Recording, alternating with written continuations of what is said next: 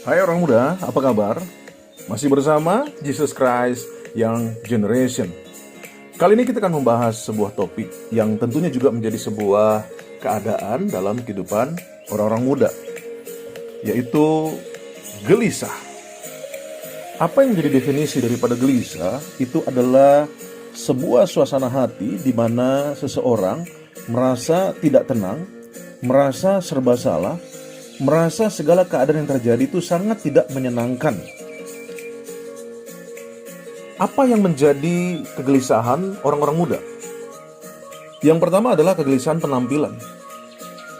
Kegelisahan ini diakibatkan oleh karena masalah penampilan. Contohnya, merasa diri tidak percaya diri karena jerawat, karena tidak cantik, karena kegemukan atau bahkan kekurusan, atau bahkan tubuh yang terlalu besar, atau sebaliknya, tubuh yang terlalu kecil, yang terlihatnya seolah-olah tidak seimbang. Nah, inilah kegelisahan orang muda yang pertama, yaitu kegelisahan tentang penampilan. Yang kedua adalah kegelisahan tentang penerimaan. Kegelisahan ini adalah kegelisahan yang diakibatkan karena perasaan tidak diterima oleh lingkungan. Lalu selanjutnya, kegelisahan orang muda selanjutnya adalah kegelisahan masa depan, yaitu kegelisahan yang diakibatkan karena kebingungannya tentang masa depan. Nanti saya mau jadi apa, mau bagaimana, mau kuliah di mana, mau studi di mana, mau kerja di mana, dan sebagainya. Selanjutnya, kegelisahan orang muda adalah kegelisahan tentang jodoh. Kegelisahan yang diakibatkan karena kebingungannya tentang jodoh. Baik karena memang belum dapat jodoh, atau sudah ada tetapi masih ada lagi yang disukai yang lainnya. Atau mungkin orang tua yang terlalu banyak melarang atau mengekang berkaitan dengan jodoh yang ada. Nah, inilah kegelisahan-kegelisahan daripada orang muda. Yang selanjutnya adalah kegelisahan kejiwaannya. Kegelisahan yang akibatnya tidak diketahui tetapi jiwanya selalu labil. Biasanya terjadi karena memang pada masa-masa goncangan seperti di masa-masa tertentu. Kalau di dalam keberadaan daripada seorang wanita itu biasa dalam masa-masa menstruasi. Ataupun juga di dalam kehidupan orang-orang muda pria. Ya, biasanya itu dalam masa-masa di mana mereka mau masuk kepada fase-fase tertentu. Nah, inilah yang menjadi kegelisahan orang-orang muda, baik itu penampilan, baik itu masalah penerimaan dirinya, ataupun juga kegelisahan masa depannya, dan juga kegelisahan akan pasangan hidupnya atau jodohnya. Lalu juga kegelisahan kejiwaan. Orang muda dikasih Tuhan, apa sih yang menjadi penyebab kegelisahan itu sendiri? Yang pertama adalah ketidakmampuan mengendalikan pikiran. Biasanya pikirannya terus kemana-mana dan sebagainya. Nah, ini yang menjadi penyebab daripada kegelisahan itu sendiri. Selanjutnya, penyebab kegelisahan adalah merasa tidak memiliki jalan keluar, nggak punya way out, nggak punya solusi untuk apa yang menjadi masalahnya. Yang berikutnya adalah penyebab kegelisahan adalah tidak memiliki tempat untuk mengadu, baik kepada teman, kepada orang tua, apalagi kepada Tuhan. Ini yang menjadi masalah kehidupan daripada orang-orang muda yang ada. Yang berikutnya adalah tidak mengerti apa yang menjadi arti daripada setiap masalahnya. Jadi setiap kali menghadapi masalah, maka ia akan mencoba untuk lari dari masalah-masalah tersebut. Dia tidak berupaya untuk menyelesaikan atau menghadapinya. Yang selanjutnya adalah penyebab kegelisahan adalah ketidaktenangan. Ya. Sehingga dia lari kepada drug, narkoba, maupun juga kepada hal-hal yang lain yang dia pikir bisa membuat dia tenang. Termasuk di dalamnya adalah onani, masturbasi, pornografi, dan sebagainya. Yang berikutnya penyebab kegelisahan adalah tidak memiliki kasih dari orang tua atau tidak memiliki perhatian yang cukup dari orang tuanya. Ini juga menjadi penyebab daripada kegelisahan orang-orang muda yang ada. Orang-orang muda dikasih Tuhan. Apa yang menjadi bahaya-bahaya kegelisahan tersebut? Yang pertama adalah cenderung serba salah. Apapun yang dilakukan kayaknya serba salah, sepertinya tidak menghasilkan sesuatu. Yang kedua, bahaya daripada kegelisahan ini adalah ingin melarikan diri dari kenyataan. Jadi selalu ingin melarikan diri dari kenyataan-kenyataan hidupnya. Sehingga dia lari ke drug, lari ke narkoba, lari ke minum mabuk, lari kepada games, lari kepada hal-hal yang dipikir itu bisa membuat apa yang menjadi kegelisahan hatinya itu hilang.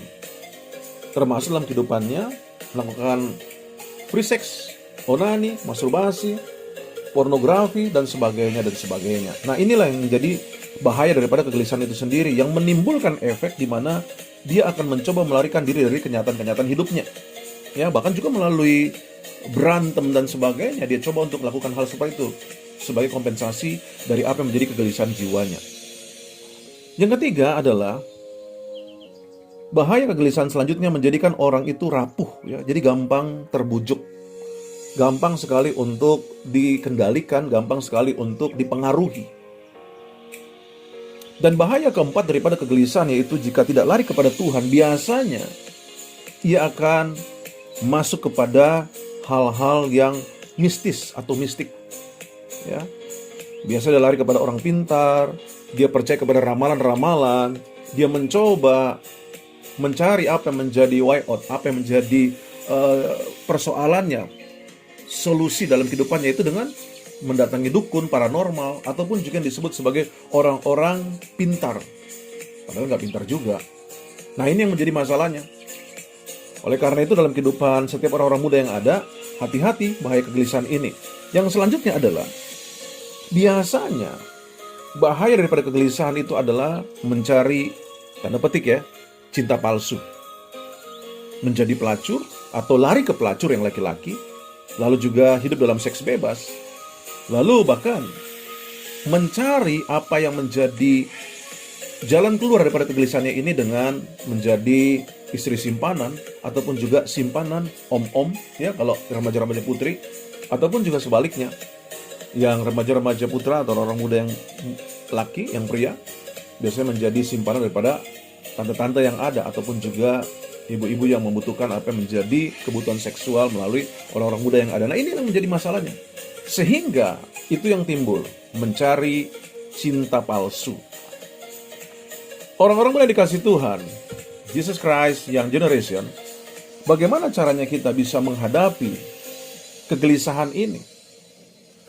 Yang pertama, mari belajar untuk memberikan kasih dan perhatian kita, ya, dengan tentunya dengan hati-hati. Artinya begini, kalau kita melihat, ya, dalam kehidupan kita sebagai orang muda, dan kita melihat rekan kita, teman kita, orang muda lainnya yang sedang mengalami hal seperti ini, kegelisahan dalam kehidupannya, maka mari kita memberikan perhatian, mari kita memberikan kasih kepada mereka, dalam artian bahwa ini perlu dijaga, laki-laki dengan laki-laki maupun juga perempuan dengan perempuan. Tetapi sekarang sulit lah, saya katakan demikian, karena kecenderungan homoseks, kecenderungan lesbian. Oleh karena itu hal ini menjadi sebuah tanggung jawab secara hati yang tulus, hati yang murni, ya. Kalau kita memang mau melayani, mari kita lakukan hal seperti itu. Dan hal ini yang memang menjadi persoalannya, bahwa ada orang-orang muda yang mengalami kegelisahan seperti ini. Dia butuh orang, dia butuh perhatian. Yang kedua selanjutnya, kalau kita menjadi rekan daripada orang-orang muda yang mengalami kegelisahan seperti ini, ayo, jangan terlalu banyak memberi nasihat, ya. Kita cukup mendengarkan apa yang menjadi kegelisahannya. Ini adalah hal-hal yang perlu diperhatikan, ya. Selanjutnya, mari arahkan kepada hal yang positif, ya. Sebagai rekan daripada orang-orang muda tersebut, teman-teman kita yang mengalami hal demikian, ayo kita mulai arahkan kepada hal positif, ya. Sambil kita dengarkan, lalu kita arahkan dia kepada hal yang positif. Selanjutnya, yakinkan bahwa kegelisahannya itu bukan akhir daripada segala-galanya. Wajar sekali seseorang mengalami kegelisahan. Artinya setiap orang pasti pernah mengalami kegelisahan, ya. Nah, ini juga adalah hal yang menjadi langkah-langkah di mana kita bisa untuk membawa seseorang muda yang mengalami kegelisahan. Dan akhirnya, mari kita membawa dia kepada kasih dan cinta Tuhan Yesus Kristus. Orang-orang muda dikasih Tuhan, apa pandangan firman Tuhan tentang kegelisahan ini sendiri? Kalau kita melihat di dalam Mazmur pasal yang ke-43 ayat yang ke-5, dikatakan demikian, mengapa engkau tertekan hai jiwaku, dan mengapa engkau gelisah di dalam diriku? Berharaplah pada Allah, sebab aku bersyukur lagi kepadanya, penolongku dan Allahku. Ingat, kegelisahan tidak boleh dibiarkan. Ini pandangan firman Tuhan.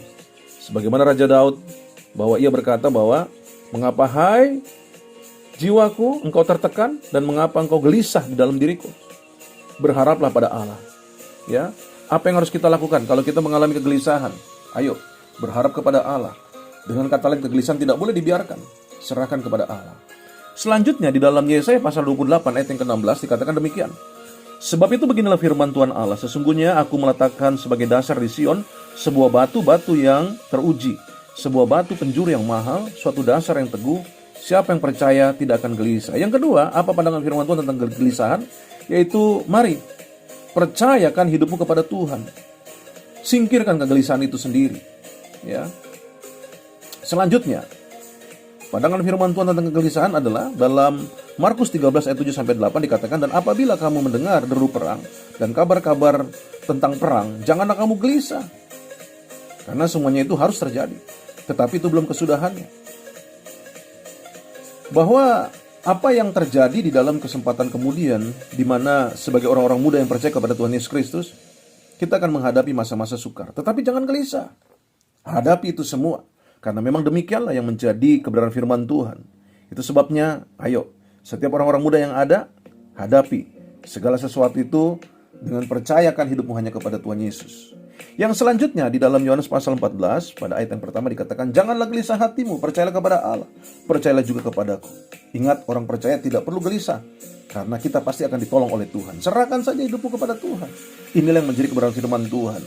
Dalam Yohanes pasal 14 ayat 27 dikatakan, damai sejahtera ku tinggalkan bagimu, damai sejahtera ku berikan kepadamu. Dan apa yang kuberikan tidak seperti yang diberikan oleh dunia kepadamu. Janganlah gelisah dan gentar hatimu. Haleluya. Itu sebabnya, sebagai orang percaya, kita tidak perlu gelisah, karena kita pasti akan ditolong Tuhan. Oleh karena itu, dalam kesempatan episode kali ini, tentang gelisah, mari, orang-orang muda yang kasih Tuhan, bagaimana caranya kita dapat mengalahkan kegelisahan? Yang pertama, pikirkan hal-hal yang positif. Yang kedua, percayakan hidupmu sepenuhnya kepada Tuhan.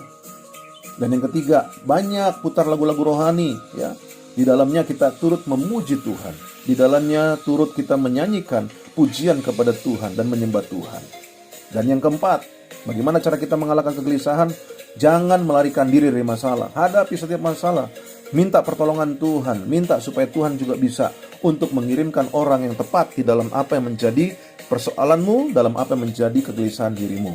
Ya. Dan akhirnya, bagaimana cara mengalahkan kegelisahan? Hindari teman-teman yang justru menambah kegelisahan. Ya.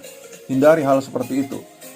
Jadi kita berdoa dan kita mencari teman-teman yang dapat memberikan solusi dalam kehidupan kita yang ada. Nah, akhirnya, sebagai penutup, orang-orang muda dikasih Tuhan, jika kita gelisah, ingatlah bahwa memang kita sedang gelisah, namun Tuhan kita tetap mengerjakan yang terbaik.